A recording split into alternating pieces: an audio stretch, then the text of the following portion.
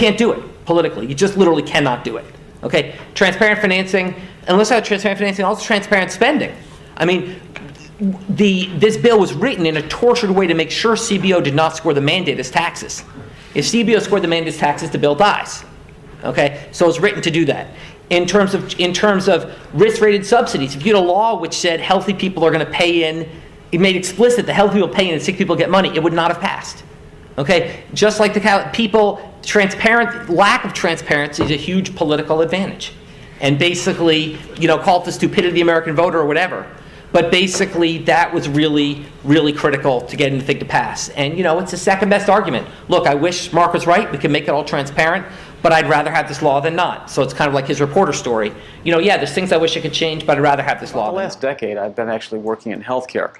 And working in healthcare has really opened my eyes. When I was in the legislature, I thought there were a lot of problems facing the state, facing the nation, crime, economic development, race relations, you name it. You can go right down the list, education, roads, as we talk about in Michigan.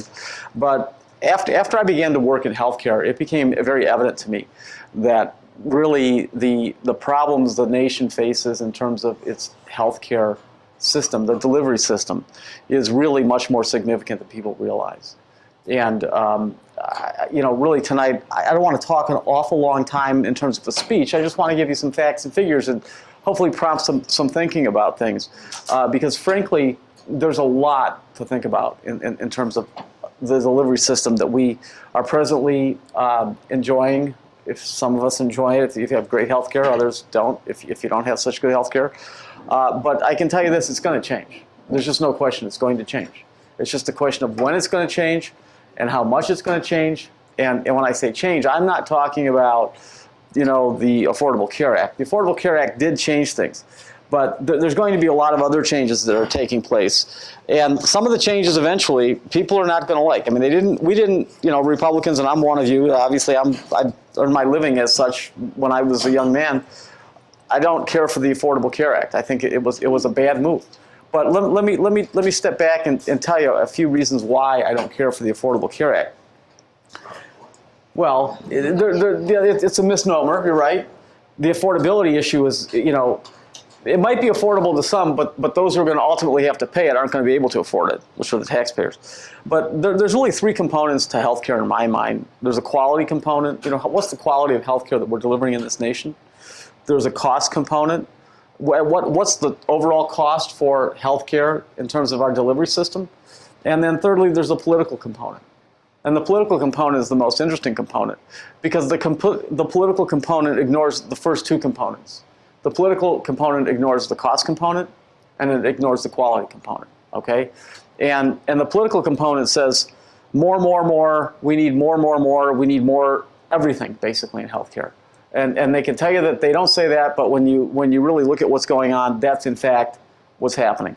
The cost component says, hey, we've got to really start looking at costs, start figuring out ways to trim costs, start figuring out ways to be more cost effective, start figuring out ways to have better quality and cost outcomes so that we can afford this delivery system that we have created, or at least afford a good delivery system.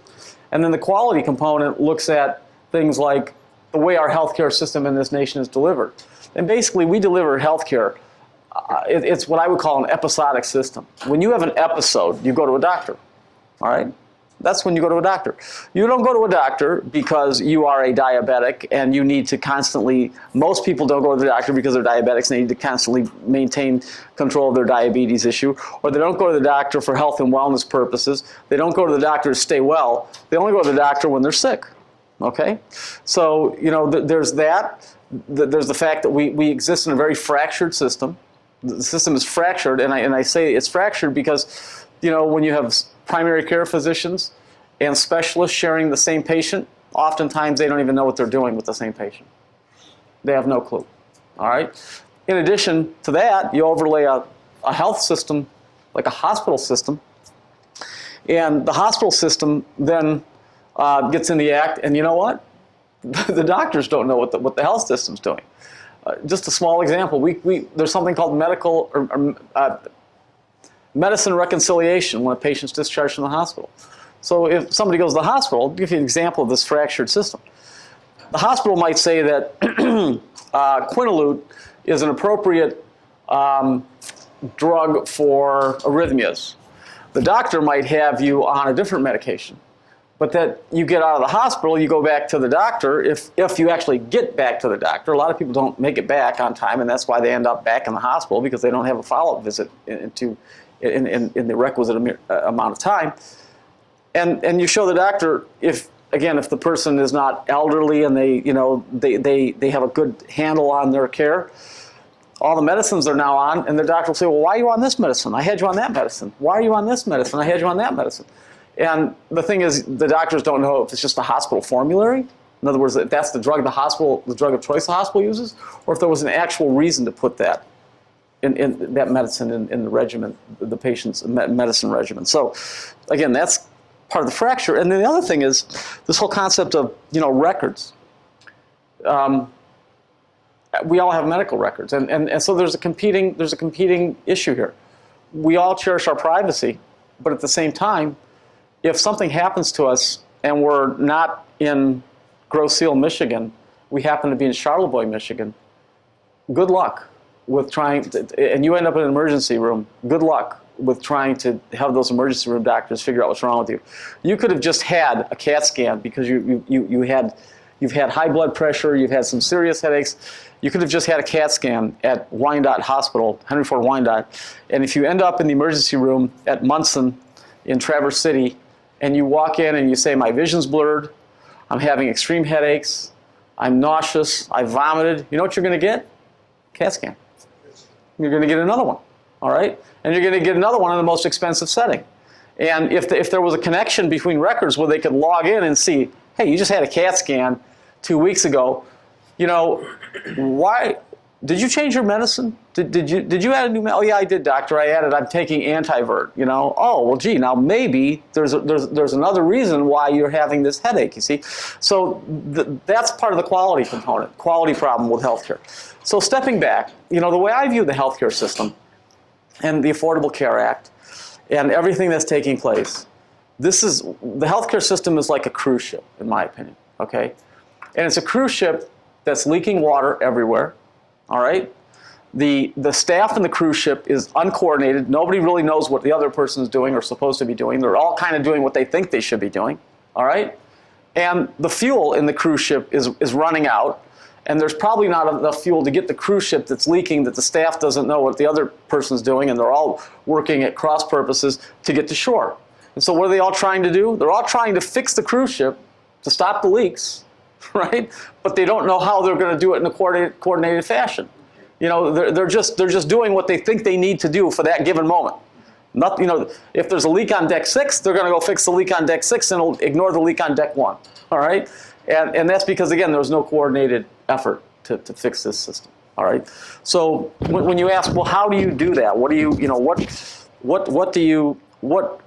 what's a way to start fixing the system? Well, we really need to roll back time. We need to go back to 2009, and the enactment of the Affordable Care Act was probably a bad thing in many respects, because the political players decided we were going to, provide health insurance to everybody in the United States. Well, you're providing something that's not, in effect, part of an effective delivery system. The delivery system needs to be fixed before you start giving people more of it. It's like selling bad pizza. If you owned a pizzeria, you wouldn't want to be, you'd want to fix your recipe before you start selling more pizza, hoping that people will want to buy more of your pizza, right? But in this case, it doesn't matter if the pizza's good or bad, because everybody's got to eat it, right? So in this case, just dish out more of it and dish out more of it. So when the Affordable Care Act was passed, there's a lot of things in that legislation, but probably the most significant is this whole concept of the exchange and the inclusion in the system of people who can't afford to purchase the insurance on their own, requiring employers to purchase insurance even if they don't have the money to do so, just pushing more people into this delivery system. And so what you've done now is you've created a big financial cost associated with the exchange and the metal plans and people who qualify, people who are 400% or lower in the poverty level, okay? Because if your family income or your income, if you're an individual, is at 400% or lower of the poverty level, then you can get a subsidy to help pay for your insurance premiums, okay? If your state is during this. You get it right now in Michigan, but the Supreme Court case, King versus Burwell, which is pending before the United States Supreme Court, may in fact change that, because the law says that if in state-based exchanges, those individuals who purchase insurance in a state exchange will be able to have a premium subsidy. It doesn't say anything about federal exchanges, but the Obama administration decided that everybody gets a premium subsidy. But let me tell you about the effect of that, okay? So since the Affordable Care Act has been enacted, and here's what I want to really do is focus on figures. Just this year, there were 10 more million enrollments in the Affordable Care by people. 10 more million enrollments nationwide. They're nationwide, right? And so, what does that do? That just creates more allegiance to the program, right? Now you got 10 million more people that are purchasing insurance through the exchanges. You've got roughly now they're saying that there's about a Gallup poll recently done. I think it was in 2000. Actually, it was just released back in March or April. It said that about 89% of adults are saying that they have health insurance coverage. 89% of adults. Okay, so what does that mean? Guess what? The next article you read is that the Affordable Care Act approval is rising slowly. In Successful Stupid Man. Are you stupid? I don't think so, no. Does MIT employ stupid people? Not to my knowledge. Okay, so you're a smart man who said some, as the ranking member said, some really stupid things, and you said the same. Is that correct? The comments I made were really inexcusable. Okay, and I'll leave aside the political observations, but you did say in in the video we played, and everyone else has seen, I think, parts of it.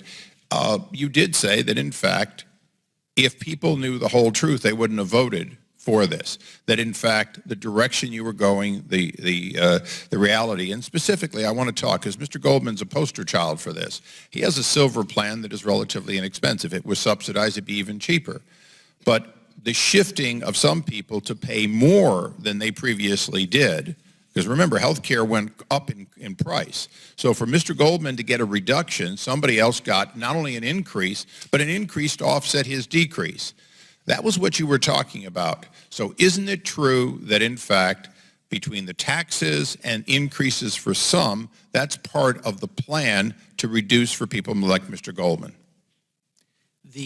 First of all, I made a critical mistake in trying to conjecture with a tone of expertise. Yeah, no, but you're an expert on the analysis of the numbers and where the cost shifting goes in your microeconomic analysis. And I'm asking you, as Dr. Gruber, a smart man at a great institution that has collected over over $4 million in various fees and so on. Your analysis, isn't it true that in order for Mr. Goldman to get his reduction, and he's very happy about it, that in fact there was cost shifting, including those so-called Cadillac plans? Isn't that true? The Affordable Care Act set up insurance exchanges which pooled risks for the healthy and the less healthy. On average, when you account for the tax credits individuals received, people are paying less for health insurance than they would. I'm a taxpayer, Mr. Gruber. Trust me, people are not paying less. People like me are paying more for those because taxes are, in fact, a cost that's paid. Total cost did not go down. Cost shifting occurred in your model. Isn't that true? The amount that individuals have to pay for health insurance, on average, fell in my model. Well, go figure, If you're providing more insurance or more, and people are getting more health insurance, then what are people going to do? They're going to say, well, this is a good program. I think we should continue this program. So in November of 13, the Affordable Care Act and Obamacare, as they call it, had about a 33% approval rating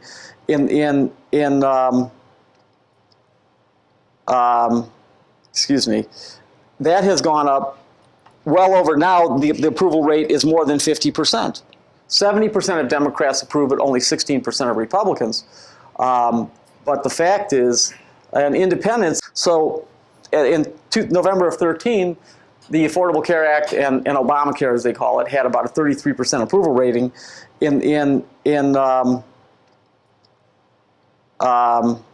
Excuse me, that has gone up well over. Now the approval rate is more than 50%.